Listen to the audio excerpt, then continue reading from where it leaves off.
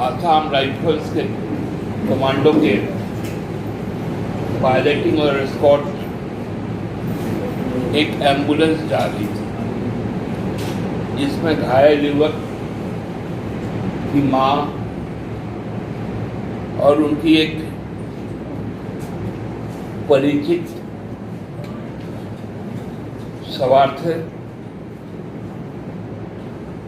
उस एम्बुलेंस को भीड़ ने घेर लिया।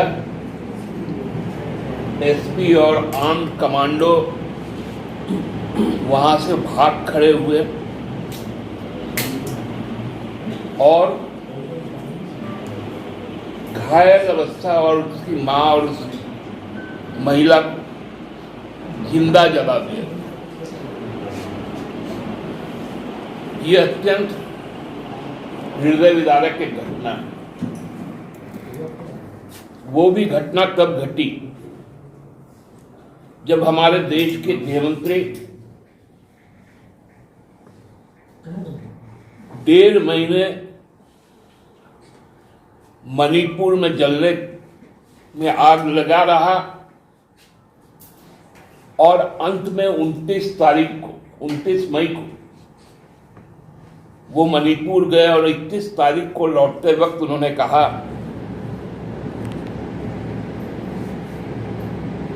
कि अब मणिपुर में पूरी तरह शांति हो गई है। मणिपुर में अब कोई हिंसा नहीं है, लेकिन जो खबरें आ रही कि उनके लौटने के 1 हफ्ते में 85 कुकी गांव फूंक दिए गए। हम सबको जानते हैं कि मणिपुर नॉर्थ ईस्ट का एक ऐतिहासिक राज्य है, क्योंकि मणिपुर के ही मोइरांग में नेताजी सुभाष चंद्र बोस ने आजाद भारत का पहला तिरंगा फहराया था। हाहाकार मचा हुआ है नॉर्थ ईस्ट के जो जनजातीय समुदाय है उनके बीच, जहां पर जातीय संघर्ष मैती के साथ कुकी का हो रहा है।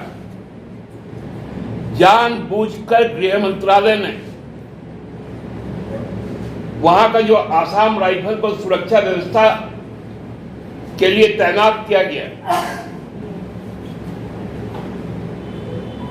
उसका जो कमांडर है वो मैती समुदाय से आते हैं। इसलिए हम कह सकते हैं कि गृह मंत्रालय के संरक्षण में ही इस प्रकार की घटनाएं घट रही। आखिर कौन जिम्मेवारी लेगा?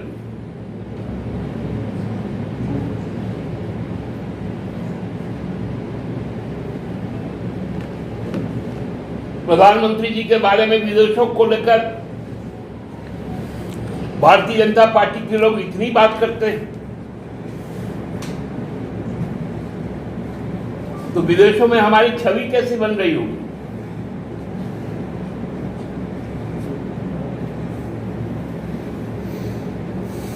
कोई कहते हैं कि पैर छू लेता है, कोई कहते हैं बॉस है, कोई बोलता है ऑटोग्राफ लेंगे।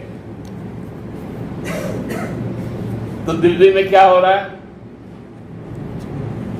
मणिपुर में क्या हो रहा है, लखनऊ में क्या हो रहा है?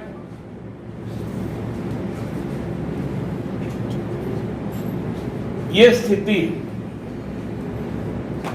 मैं खासकर अपनी पार्टी की जो चिंता है उसको जाहिर कर रहा हूं कि इस देश में जनजातीय समुदाय के साथ जिनको कई तरह के संवैधानिक कवच भी है, उसके रहते यदि भारत सरकार का संरक्षण नहीं मिलेगा तो ये विकट संकट पैदा करेगा।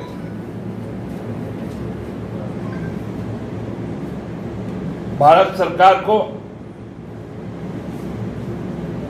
हमको लगता है कि पूरे राष्ट्रीय स्तर पर जो आदिवासी, मूलवासी, दलित, अल्पसंख्यक, ये तमाम लोगों को केंद्र में रखकर नीतियां बनानी पड़ेगी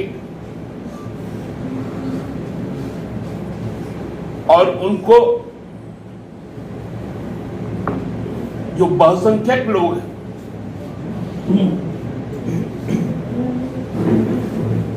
उनको भी समझाना पड़ेगा कि ये, और वहां के जो ट्राइबल सोसाइटी, कुकी जनजाति, उन पर लगातार हमले हो रहे हैं, उनकी हत्याएं की जा रही है, उनके घर जलाए जा रहे हैं क्योंकि वो वहां के आदिवासी। हम सब जानते हैं मणिपुर भारत के संविधान के 6ठी अनुसूची में आच्छादित प्रदेश है, वो संरक्षित है, उसको संसदीय कवच प्राप्त है। फिर भी वहां के भारतीय जनता पार्टी की सरकार ने इस प्रकार से उस राज्य को आग के हवाले किया। जो बहुसंख्यक नैतिक समाज है, उसके जो मुख्यमंत्री हैं, उनके जो क्रियाकल्प रहे, वो साफ दर्शाता है कि भले आप आदिवासी राष्ट्रपति बना दें, लेकिन इस देश से आदिवासियों के पहचान को मिटाने के लिए भारतीय जनता पार्टी किस प्रकार कृत संकल्पित है।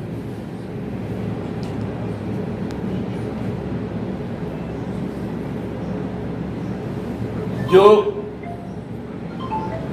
कड़ा शासन व्यवस्था की बात करती है, अनुशासन की बात करती है,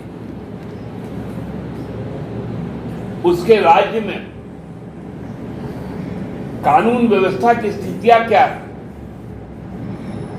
ये किसी से छुपी हुई चीजें नहीं।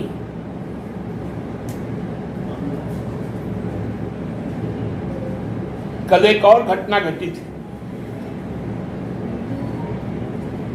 लखनऊ के कोर्ट में।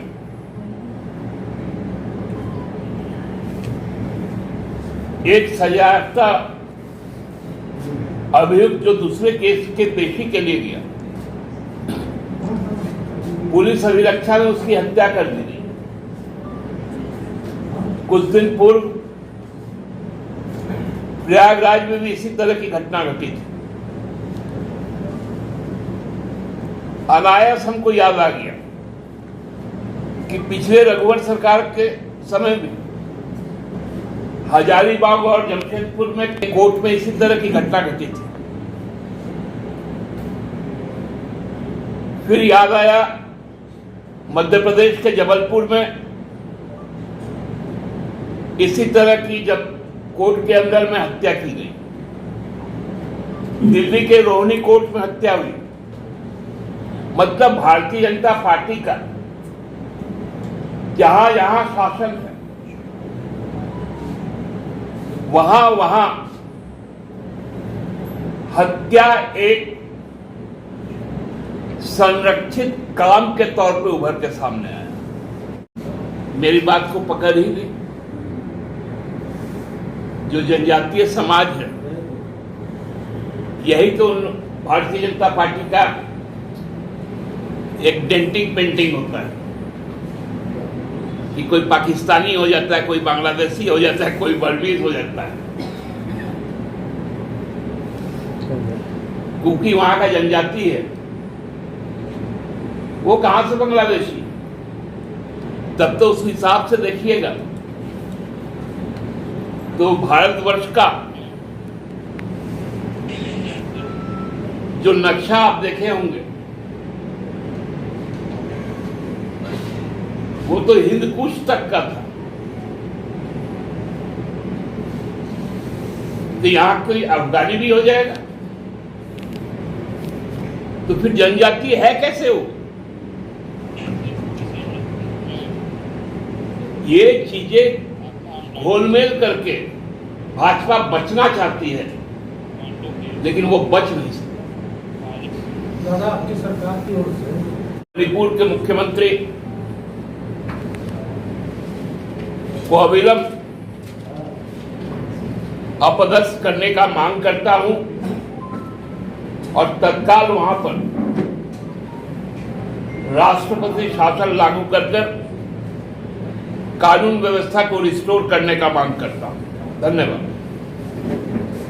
दादा, गृह मंत्री का भी बयान है, उनकी अपील के बाद मणिपुर में सब कुछ शांत है। मैंने तो आपको कहा कि 21 तारीख को माननीय गृहमंत्री जी लौटे और एक हफ्ते में 85 गांव फूंक दिए गए कुकी। तो कितना शांति लौटा है। जिनसे लोगों को चिढ़ है, एन बीरेन सिंह जो वहां के माननीय मुख्यमंत्री, उनको बगल में बैठाकर कुकी जनजाति से बात करते हैं। आप सहज समझ लीजिए कि वो शांत करके आए हैं या आग में थोड़ा घी डाल दिया। लेकिन जिस घटना का देखा उसमें